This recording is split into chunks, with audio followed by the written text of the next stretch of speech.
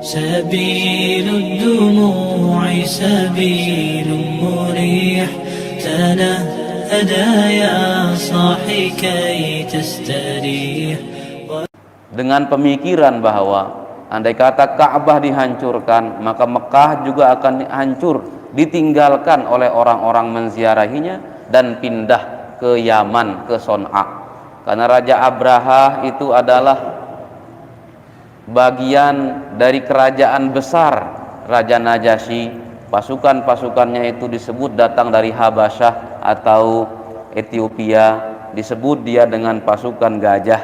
Tetapi pada akhirnya mereka dikalahkan oleh burung-burung yang dikirimkan oleh Allah, yang melemparkan kerikil-kerikil di atas tubuh mereka, dan nama-nama mereka itu tertulis di kerikil-kerikil itu, sehingga kemanapun mereka lari, burung itu akan mengejarnya dan tidak pernah salah sasaran.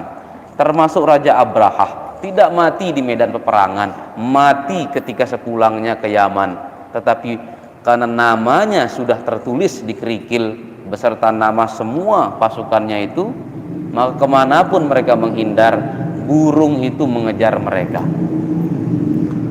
Bismillahirrahmanirrahim. Ayat pertama, alam taro kaifa fa'ala rabbuka bi ashabil fil. Alam, a itu menunjukkan pertanyaan. Apakah, tidakkah engkau melihat, ya. Di alam taro itu makna taro itu melihat, ya. Tetapi di sini tidak mungkin Rasulullah Shallallahu Alaihi Wasallam dikatakan melihat secara zahir kejadiannya, karena kejadian pasukan gajah itu sebelum Nabi lahir. Nabi lahir itu 50 hari setelah kekalahan pasukan Abraha. Tetapi ayatnya mengatakan alam taro, tidakkah engkau wahai Nabi Muhammad Shallallahu Alaihi Wasallam taro melihat? Maka makna taro di sini maksudnya bukan melihat yang secara zahir dengan pandangan indera penglihatan, tetapi wal muradu minar ru'yati al ilmu wat tadhkir, sehingga tidakkah engkau tahu artinya. Karena melihat itu adalah alat untuk mendatangkan pengetahuan, ya. Ar-ru'yah itu sabab, ilmu itu adalah hasil daripada melihat. Allah menciptakan organ-organ dalam tubuh kita ini itu liidrakil ma'lumat, untuk menangkap hal-hal yang mungkin untuk diketahui. Telinga diciptakan Allah untuk kita untuk menangkap hal-hal yang bisa diketahui dengan pendengaran. Artinya kita menikmati indahnya kicauan burung dengan telinga kita, bukan dengan hidung kita. Begitu pula hidung, pandangan mata, lidah, dan seterusnya, itu adalah alat-alat untuk litahsilil ulum, untuk mendapatkan ilmu. Maka taro melihat di sini maknanya adalah al-ilmu. Tidakkah engkau mengetahui? Ya. Itu juga memberikan satu gambaran bahwa Allah Subhanahu wa taala berfirman kepada Nabi, tidakkah engkau tahu peristiwa gajah, ya. Karena peristiwa kekalahan Abraha itu adalah termasuk seperti al-khabar al-mutawatir, yaitu cerita yang tidak ada sisi atau celah kebohongannya. Yang namanya hadis mutawatir itu adalah hadis yang diriwayatkan oleh banyak orang, dari banyak orang di tingkatan perawi sahabat, tabi'in, tabi'ut tabi'innya itu banyak orang. Ukuran banyaknya itu, kata ulama hadis, la yumkinu tawatuhum alal kadzib. Tidak mungkin orang sebanyak itu bisa sepakat untuk berbohong atau ngajeang. Itu namanya hadis mutawatir. Dan peristiwa gajah itu adalah al-khabar al-mutawatir, berita yang mutawatir.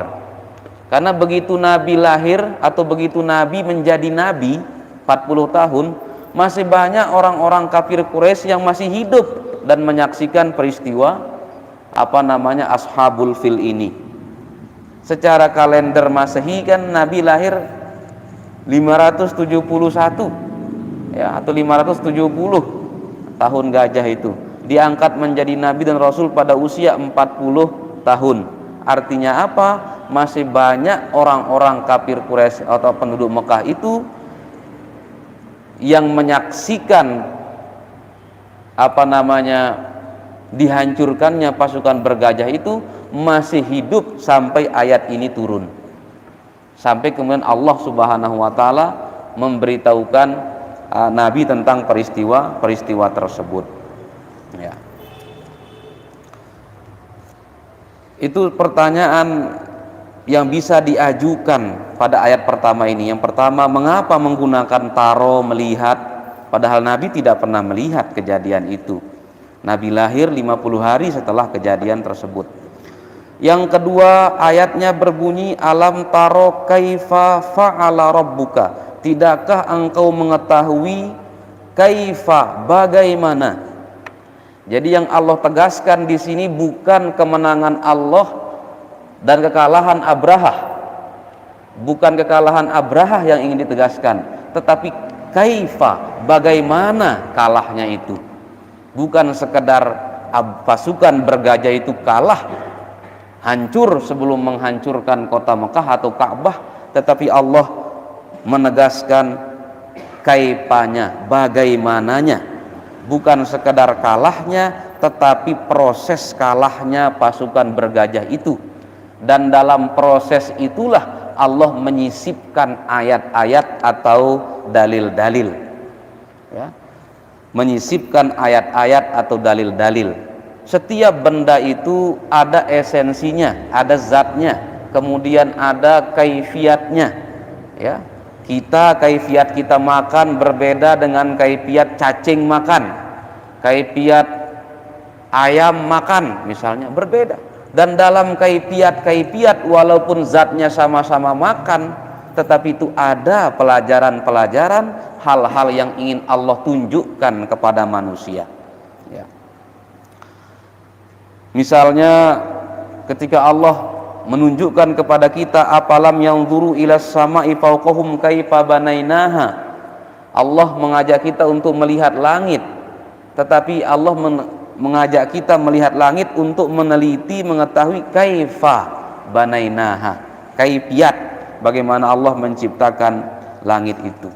Oleh karenanya, bagaimana Ashabul Fil dikalahkan itu mengajarkan dan menunjukkan qudratus shani', menunjukkan betapa maha mampunya Allah Subhanahu wa ta'ala.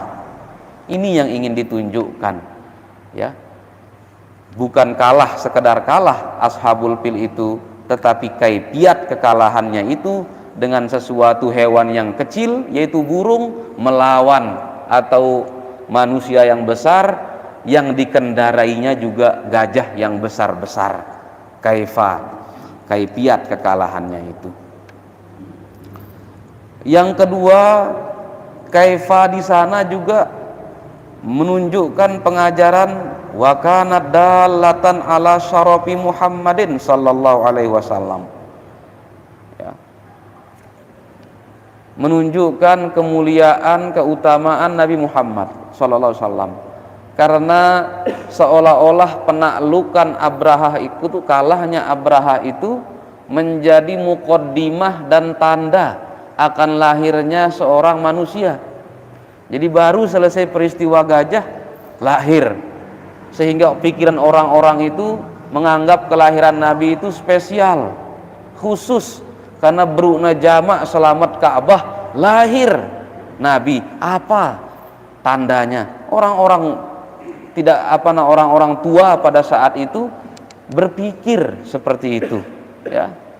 Baru lahir, baru selesai kalah pasukan bergajah dan Nabi lahir.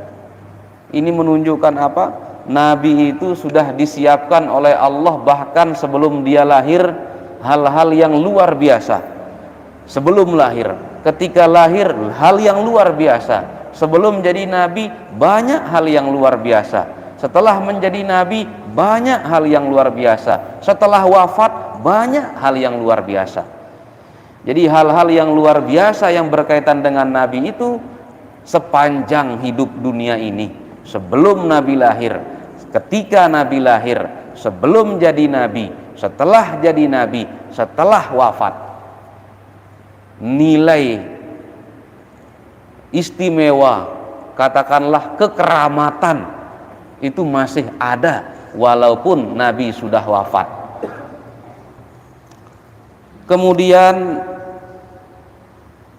fa'ala, ya, ada ulama-ulama yang menjelaskan bahwa fa'ala itu artinya kan berbuat.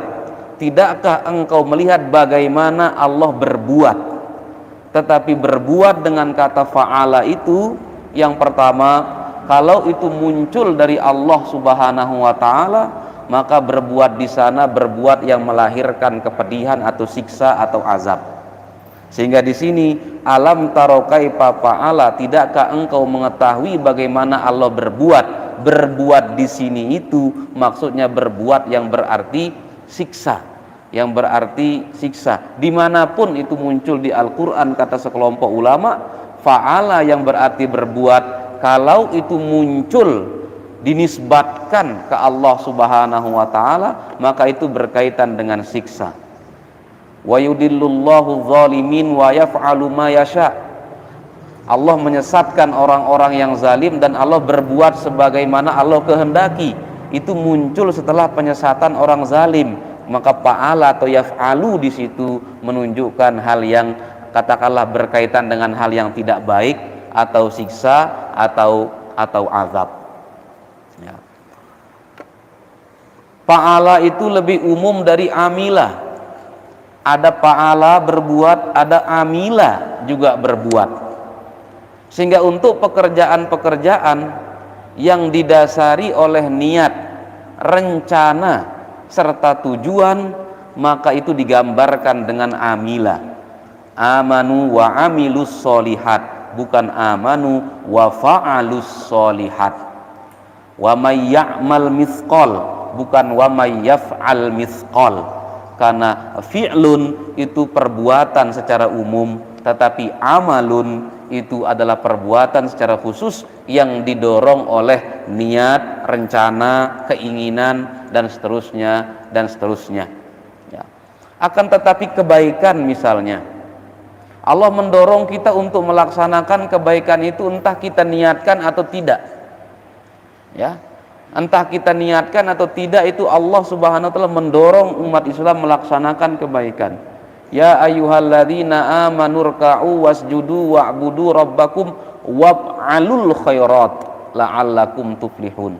Bukan wa'malul khairat, tetapi waf'alu, kerjakanlah kebaikan entah kita rencanakan atau tidak, ada tujuannya secara khusus atau tidak, ada target-targetnya secara khusus atau tidak, pokoknya kalau bagus kerjakan. Tidak perlu menunggu ada target khusus untuk melaksanakan kebaikan. Misalnya membaca Al-Ikhlas, Mu'awwizatain supaya terlindung dari bahaya. Terlindung itu target. Kebaikannya adalah membaca Mu'awwizatain. Nah, kalau itu baik tidak perlu menunggu harus ada tujuan-tujuan tertentu untuk melaksanakan kebaikan. Kerjakan saja. Waf'alu al khairat. Itu tentang fa'ala, ya. Salah satu atau dari sekian banyak perbedaan antara fa'ala dan amila. Dan Allah Subhanahu wa taala menggunakan fa'ala di sini, bukan amila, bukan khalaqa, ya. Rabbuka, ya. Alam taro, tidakkah engkau mengetahui kaifa, bagaimana fa'ala berbuat, Rabbuka, Tuhanmu berbuat. Mu di situ adalah Nabi Muhammad sallallahu alaihi wasallam. Ya. Langsung diidopatkan Tuhan itu kepada Nabi. Biasanya kita kalau berbicara itu kita mengatakan Tuhan yang Maha Esa. Kita tidak mengatakan Tuhan saya. Kita tidak mengatakan Tuhan Anda. Kita tidak mengatakan Tuhan kita. cukup sudah kita katakan Tuhan misalnya, ya. Tapi di sini Allah Subhanahu wa taala menunjukkan langsung Tuhanmu wahai Rasulullah SAW, itu menimbulkan makna bahwasanya apa? Orang-orang kafir yang hidup ketika ayat ini turun menyaksikan bagaimana Allah Subhanahu wa taala menyelamatkan Ka'bah dengan menghancurkan atau mengalahkan pasukan Abraha. Tetapi tetap itu tidak membuat mereka beriman. Sudah menyaksikan, ya. Sementara engkau wahai Muhammad, wa anta ya Muhammad ma syahadtahu tsumma tarabta bisyukri wat ta'ah. Sedangkan engkau wahai Nabi tidak pernah secara zahir, secara kasat mata menyaksikan bagaimana Allah melindungi Ka'bah dengan menghancurkan Abraha, tetapi peristiwa itu sampai kepadamu dengan mutawatir tanpa ada kebohongan, engkau mensyukurinya dengan penuh, ya. Sehingga apa? Ya, orang yang tidak pernah melihat Nabi seperti kita, tetapi beriman dengan sepenuh hati kepada Nabi, itu dipuji habis-habisan oleh Allah, oleh Rasulullah sallallahu alaihi wasallam. Tuba, berbahagialah, senanglah, tidak pernah melihatku wa amanabi, tetapi dia percaya dan beriman kepadaku. Yang paling rugi seperti di Al-Asri itu kan Abu Jahal katanya, hidup di masa Nabi, melihat Nabi, mendengar pengajian Nabi, tidak beriman, ya. Padahal Nabi yang jadi gurunya, Nabi yang menyampaikan dakwah kepadanya. Maka di sini Allah Subhanahu wa taala mengistimewakan Rasulullah SAW, dimasukkan ke dalam kelompok orang yang tidak menyaksikan keajaiban kekuasaan Allah, hanya mendengar ceritanya, tetapi justru cerita itu menambah ketebalan imannya. Berbeda dengan orang yang sudah Allah berikan kesempatan untuk menyaksikan kekuasaan Allah, tetapi tidak ada bekasnya di hatinya, tidak ada jejaknya di hatinya. Itu kenapa Allah secara khusus menyebutkan Rasul sebagai Rabbuka, Tuhanmu. Tidak disebutkan Tuhan mereka atau Tuhan secara umum, dikhususkan Nabi sallallahu alaihi wasallam. Alam taro kaifa fa'ala rabbuka. Kalimat ayat ini itu fi ma'ridit ta'ajjub, untuk menunjukkan rasa, untuk menunjukkan takjub, ketakjuban. Ketika disampaikan misalnya, tidakkah engkau tahu bahwa pasukan gajah telah hancur? Itu kan menunjukkan takjub, kan detok. Mana itu? Ada rasa bengak dalam konteks, dalam bentuk kalimat ayat ini. Tidakkah engkau melihat bagaimana Allah berbuat kepada pasukan gajah? Itu misalnya kita katakan kepada orang, ndek nuwah kembada sidasi wayahanda, itu kan merasakan ketakjuban, ya. Karena pasti Nabi sudah tahu tentang peristiwa itu walaupun tidak melihatnya, tetapi bentuk kalimatnya itu, tidakkah engkau mengetahui.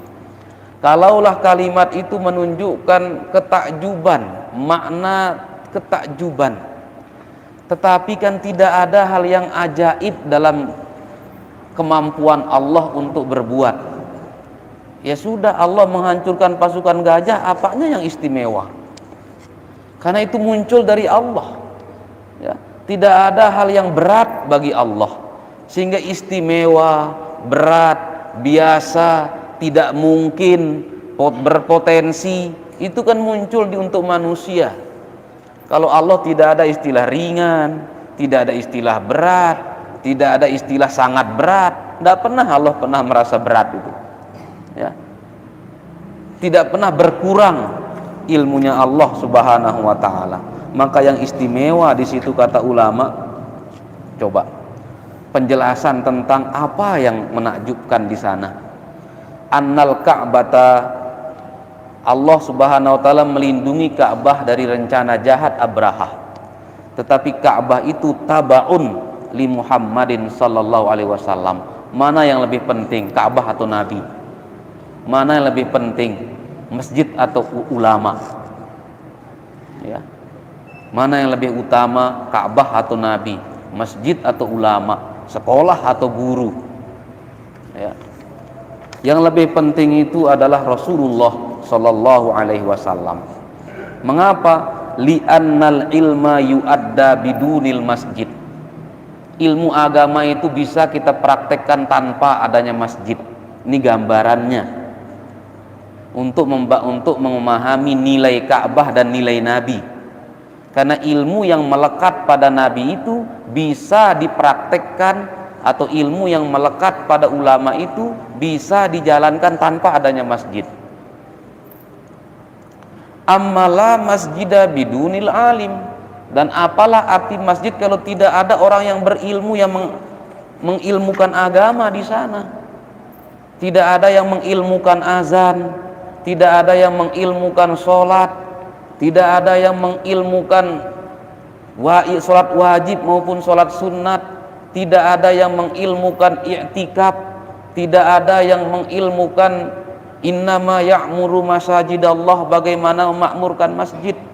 Maka tidak ada arti masjid kalau tidak ada orang yang mengilmukan agama agar bisa dijalankan di masjid itu, ya.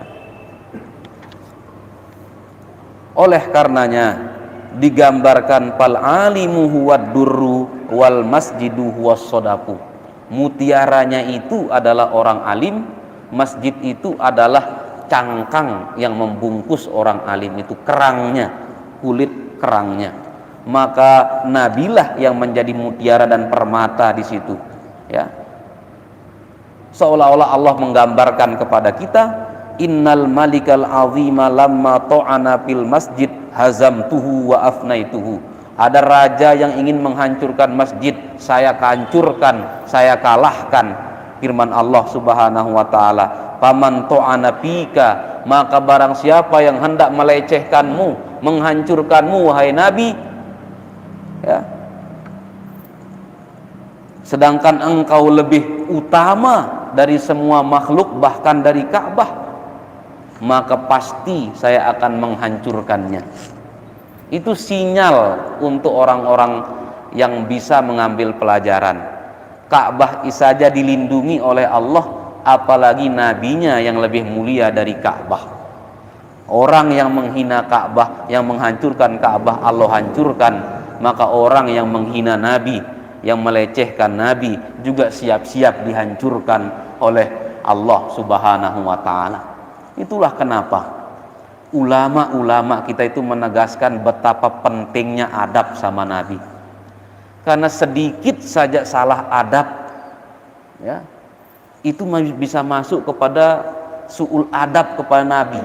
Kan sudah kita sama-sama baca bagaimana surat Al-Hujurat diturunkan oleh Allah untuk mengajarkan umat Islam itu adab kepada Nabi. Bahkan suaranya pun harus lebih rendah daripada suara Nabi. Memanggilnya pun jangan seperti memanggil orang-orang biasa, ya. Karena khawatir, beresikonya orang kalau sudah su'ul adab sama Rasulullah SAW. Di sini kita diajarkan oleh Allah, Ka'bah saja itu dijaga oleh Allah, apalagi makhluk yang lebih mulia dari Ka'bah, yaitu Rasulullah Sallallahu Alaihi Wasallam, ya. Yang kedua yang menakjubkan dalam ayat itu adalah annal ka'bata qiblatu sholatika wa qalbuka qiblatu ma'rifatika. Kata ulama-ulama tasawuf, Ka'bah itu adalah kiblat salatmu, sedangkan hati sanubarimu adalah kiblat ilmumu, ya. Ilmu itu tunduk kepada hati yang beriman, hati yang sudah ditazkiyah, sehingga walaupun kita tahu caranya mencopet misalnya, tetapi kita tidak amalkan ilmu mencopet itu, karena ilmu itu tunduk sama hati yang sudah beriman, dan hati yang sudah beriman ini yakin mencopet itu haram, ya. Banyak di antara orang-orang Islam itu tahu cara membunuh.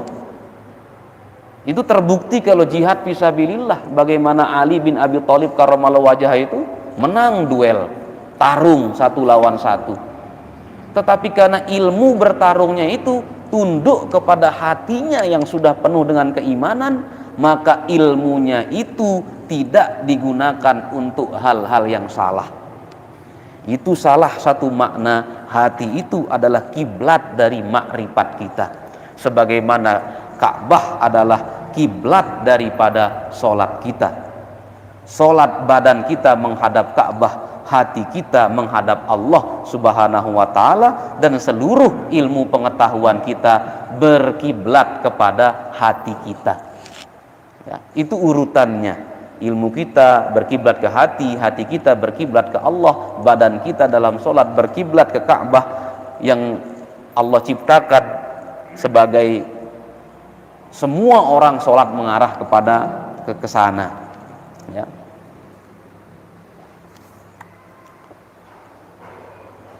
Summa ana hafiztu qiblata amalika anil a'da apala tas'a fi hibzi kiblati dinika anil asami wal ma'asi. Ka'bah adalah kiblat solatmu, sedangkan hatimu adalah kiblat ma'rifatmu. Dan aku, firman Allah, seolah-olah Allah menyampaikan kepada kita, dan Allah sudah menjaga kiblat ibadahmu, tidakkah engkau mau menjaga kiblat ma'rifatmu supaya suci daripada dosa dan maksiat? Allah sudah menjaga Ka'bah, maka itu juga tantangan untuk kita untuk menjaga kiblat kita sendiri, yaitu hati kita masing-masing. Itu salah satu makna yang bisa dimunculkan oleh ulama-ulama as-sadah as-sufiyah. Ashabil fil, ashab itu sohib, orang yang membersamai. Tetapi orang yang membersamai itu biasanya lebih rendah daripada orang yang dibersamai. Maka dikatakan sahabat Nabi, nabinya lebih tinggi, sahabatnya katakanlah lebih rendah daripada Nabi. Kita mengatakan itulah namanya sahabat. Maka itu isyarat bahwa Abraha dan pasukannya itu disebut ashabul fil karena dia lebih rendah daripada gajah, lebih rendah daripada hewan itu. Dan itu terbuktikan dari riwayat, begitu mereka menyuruh gajah untuk melabrak Ka'bah, gajahnya tidak mau. Gajah saja tidak mau merusak Ka'bah, kok dia itu mau menghancurkan Ka'bah? Maka dia dibilang seperti temannya gajah, dan sohib teman gajah itu biasanya lebih rendah dari gajah. Ya, balhum adol, ya, lebih sesat daripada hewan. Ayat itu tidak menggunakan mullakul pil, para pemilik gajah, atau arbabul pil, para penakluk gajah, hendak, tetapi ashabul pil. Ya, itu isyarat.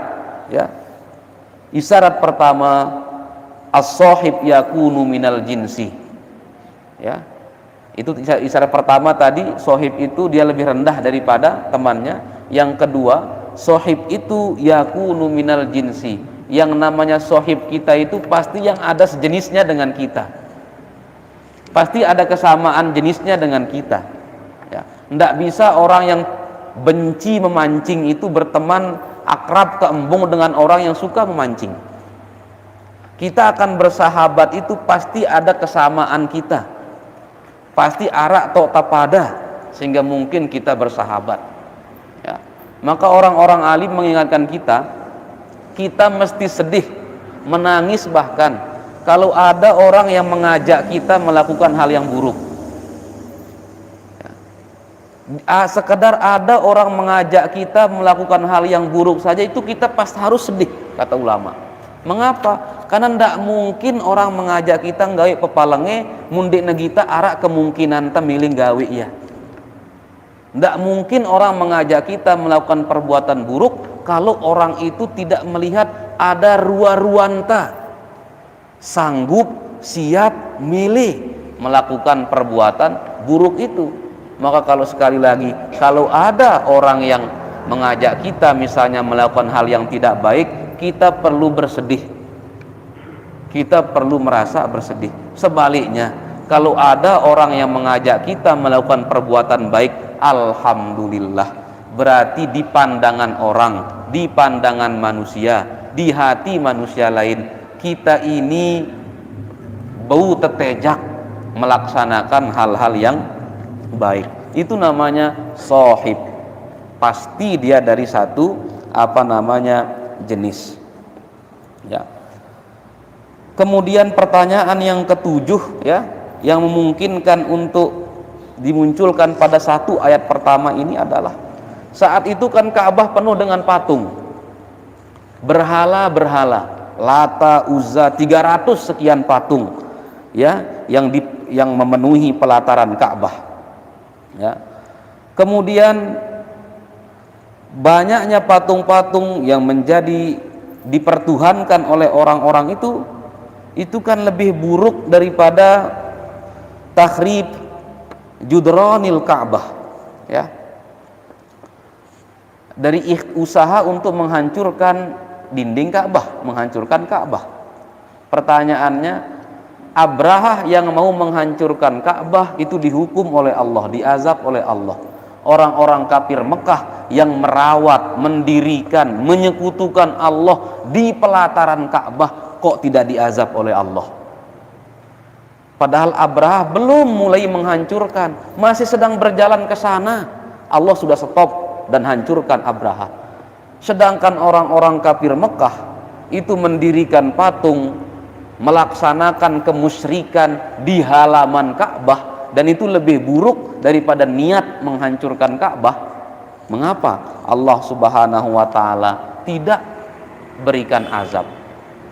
Salah satu jawabannya, kata Imam Ar-Razi, li'anna wada'al awthan fiha ta'addin ala haqqillah. Patung-patung itu hanya melanggar. Adanya patung-patung di Ka'bah itu menunjukkan orang-orang kafir Quraisy itu bermaksiat kepada Allah, tidak melaksanakan hak-hak Allah. Tetapi menghancurkan Ka'bah itu sudah melanggar hak-hak manusia. Menghancurkan Ka'bah itu ta'addin ala haqqil khalqi, karena hak menjadi hak manusia. Ka'bah itu tetap utuh sehingga kita bisa jelas sholatnya menghadap mana, ya. Menjadi kebutuhan manusia, Ka'bah itu menjadi keperluan hajat yang paling pokok untuk manusia, tembok Ka'bah atau dinding Ka'bah itu. Maka Allah lebih memilih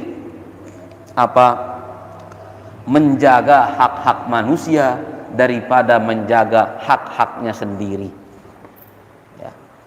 Menunjukkan dosa yang berkaitan dengan hablum minan nas itu rute magfirohnya lebih panjang daripada dosa yang berkaitan dengan hakun hablum minallah. Kalau misalnya sekedar contoh, kalau ada orang yang tidak sholat, itu hubungan dosanya sama Allah saja. Tapi kalau ada orang yang memfitnah manusia lain, segitiga hubungannya. Allah belum maafkan sebelum dimaafkan sama orang yang dia fitnah. Kalau dia tidak puasa, itu sama Allah urusannya. Tapi kalau dia durhaka sama orang tua, sudah segitiga dia, ya. Orang itu beristighfar, istighfarnya dipending. Mengapa? Ridollah fi ridol walidain, wa suhtullah fi suhtul walidain. Ridho dulu baru beres, belum ridho belum beres. Nah, itu gambaran bahwa dosa yang berkaitan dengan hablum minan nas itu hati-hati, karena bisa jadi rutenya lebih panjang. Lebih mudah Allah memaafkan kita daripada manusia memaafkan kita. Karena Allah itu Ghafar, tapi kalau manusia aja, innal insana la zalumun kafar. Manusia itu banyak yang zalim dan yang ingkar, ya. Tetapi kalau Allah Maha Pengampun, sehingga ini dosa yang berkaitan dengan hablum minan nas, hati-hati. Pertanyaan itu bisa dimunculkan, orang kafir yang merusak kehormatan Ka'bah dengan kemusyrikan tidak diazab oleh Allah. Tetapi Abrahah yang cuma niat menghancurkan tembok Ka'bah, bukan menghancurkan patungnya, menghancurkan Ka'bah, Allah sudah azab. Artinya apa? Hal-hal yang berkaitan dengan hukukul insan, hak-hak manusia, itu dijaga oleh Allah Subhanahu wa ta'ala. Maka dari sanalah kita melihat anjuran-anjuran ulama. Misalnya kalau mengaji, ada saudara kita tidur, lirihkan suaranya. Misalnya saya mengaji di rumah, anak saya sedang tidur, jika suara saya itu mungkin untuk membangunkan tidurnya, maka saya kecilkan suara saya, ya. Karena apa? Nyamannya tidur itu hak manusia. Kita mengaji sedang melaksanakan hak Allah Subhanahu wa ta'ala, menunaikan kewajiban kita kepada Allah, tidak boleh melanggar kewajiban kita kepada manusia. Hak hablum minallah, tidak boleh melanggar hablun minan nas. Itu kenapa juga para imam disuruhkan cepat pada masa Nabi. Siapa tahu ada zawil hajat, ada yang kepepet, ada yang ada urusannya katanya, ya. Bahkan Umar bin Khattab pernah keras, ya, dengan mengucapkan bahwa la tubghidullaha fi qulubi ibadihi, jangan buat manusia itu benci sama Allah gara-gara sikap Anda. Jangan buat manusia itu tidak suka sama Islam gara-gara Anda. Gara-gara kita yang tidak bisa membawa Islam ini jelek nilai Islam di hadapan orang. Sekali lagi, bahkan Imam Izzuddin bin Abdissalam mengatakan al-ithmu al-muta'addi, dosa yang muta'addi itu lebih parah daripada dosa yang lazim. Artinya apa? Dosa kalau seperti tadi itu, kalau dia tidak puasa itu lazim, cuma dia aja yang bermasalah. Tapi kalau dia memfitnah, nah selain dosa, fitnahnya juga menyakiti orang. Dia muta'addi, seperti fi'il lazim dan fi'il muta'addi dalam bahasa Arab. Itu salah satu dari banyak pertanyaan yang ulama munculkan. Mengapa kita bahas pelan-pelan seperti ini? Kalaulah membaca Quran itu dihitung per huruf pahalanya, ya. Dan membaca itu adalah pendapatan paling minimal kita terhadap Al-Quran. Pendapatan paling minimal itu kan membaca Al-Quran. Maka tadabbur, memikirkan Al-Quran itu jauh berlipat dari sekedar membaca Al-Quran. Maka kita alamnya, taronya, kaifanya, pa'alanya, robbukanya, ashabil pilnya, itu sudah berapa huruf, berapa kata, dan kita sudah sama-sama membaca pandangan-pandangan, tafsiran-tafsiran ulama yang mudah-mudahan kebarokahannya itu berlipat-lipat dari sekedar tilawah atau membacanya. Alam yaj'al kaidahum fi tadlil, ya. Karena sudah dibahas sebagian, maka ayat-ayat setelahnya menjadi lebih ringan untuk kita bahas, ya. Kaidun, tidakkah Allah Subhanahu wa ta'ala menjadikan kaidahum, kaidun itu tipu daya. Namanya tipu daya itu iradatun mudirratun bil ghairi bil alal khufiyah. Namanya kaidun itu keinginan untuk membahayakan orang lain tapi secara sepi-sepi, secara diam-diam. Sehingga biasanya namanya kaidun itu yang ditampakkan berbeda dengan target sebenarnya. Yang ditampakkan itu berbeda dengan hal yang sebenarnya. Lalu apa kaidunnya di sini? Yang Abraha tampakkan adalah menghancurkan Ka'bahnya, tetapi Allah menganggap menghancurkan Ka'bah itu adalah tipu muslihat. Ada sesuatu yang lain yang menjadi target daripada Abraha. Mencari sesuatu yang lain ini, para ulama berpikir, merenung apa maksudnya. Kan secara zahir Abraha itu menghancurkan Ka'bah, tetapi Allah menyampaikan itu kaidun, itu tipu daya Abraha, bukan menghancurkannya yang inti. Ada hal lain yang dia sembunyikan. Apa yang dia sembunyikan itu? Pertama, ya, kana yudmirul hasada lil arab. Memang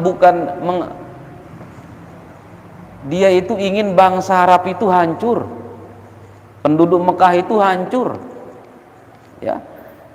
Tapi dia cover judulnya saja, dia mengatakan dia mau menghancurkan Ka'bah agar orang haji ke Yaman padahal yang dia maksudkan sebenarnya membasmi orang Arab, membasmi penduduk Mekah. Kafir bungkusnya menghancurkan Ka'bah itu, ya. Itu kata ulama, yaitu apa? Yudmirul hasada lil Arab, karena dia ingin orang-orang itu jangan lagi mengunjungi Mekah, dia kunjungin sini, Yaman. Mengapa Yaman? Karena Yaman itu takluk dulu di bawah kerajaan Najasyi itu, ya. Dan pada tahun-tahun itu kata ulama, abad ke-6 Hijriah, abad ke-6 Masehi itu, penguasa dunia adalah bangsa Persia dan bangsa Romawi. Dan kota Mekah itu tidak ada bangsa yang menguasainya. Itu hikmah Allah Nabi lahir di Mekah. Mekah itu selamat dari pendudukan Persia, selamat dari pendudukan Romawi. Tidak ada kekuasaan yang pernah menguasai Mekah, ya. Nah, ini sebenarnya misinya, bukan sekedar menghancurkan Ka'bah, tetapi supaya apa? Dikuasainya Mekah oleh imperium dinasti. Orang Arab itu tidak lagi dihormati Mekah itu, tapi orang pindah kepada Yaman, ya. Sehingga walaupun sedemikian zahir usaha menghancurkan Ka'bah itu, Allah mengingatkan kita, itu kaidun, itu tipu daya. Yang dia tampakkan itu berbeda dengan yang dia niatkan, ya. Maka ini itu halus dan luar biasa susahnya menangkap kaidun ini, memahami tipu daya orang. Ya, mungkin seperti orang main catur, dia sengaja mengorbankan pion dianggap bangga misalnya, tapi dia mengincar yang lain. Itu termasuk kejelian. Tadlil itu artinya pitadiin wa ibtal. Allah menjadikan tipu daya strategi mereka itu pitadlil, sia-sia, rugi. Dia sudah mengatur strateginya, mengatur siasatnya, mengatur tipu dayanya, Allah membongkar semuanya. Wa makaru wa makarallah wallahu khairul makirin. Wa qad makaru makrahum wa indallahi makruhum. Semua model-model tipu daya musuh-musuh Allah itu mudah saja bagi Allah untuk membongkar dan mengungkapkannya. Segala tipu daya itu pi tadlil. Tadlil itu artinya sia-sia, ya. Maka dolal itu kita bilang sesat karena sia-sia juga pegawaian yang dolal itu, tidak mengantarkan orang kemana-mana. Wa arsala alaihim tayran ababil. Allah Subhanahu wa ta'ala mengutus, arsala seperti mengutus para nabi, mengutus malaikat-malaikat, mengirim arti arsala itu. Sehingga risalatun itu berarti surat, ya. Risalah itu surat, rasul itu utusan atau diplomat. Wa arsala, Allah mengirim, alaihim kepada pasukan-pasukan gajah itu toiron, burung. Bukan berarti satu burung, tetapi sejenis burung. Karena toiron itu bisa juga dia tunggal berarti satu burung, tetapi di situ maknanya adalah jenis burung.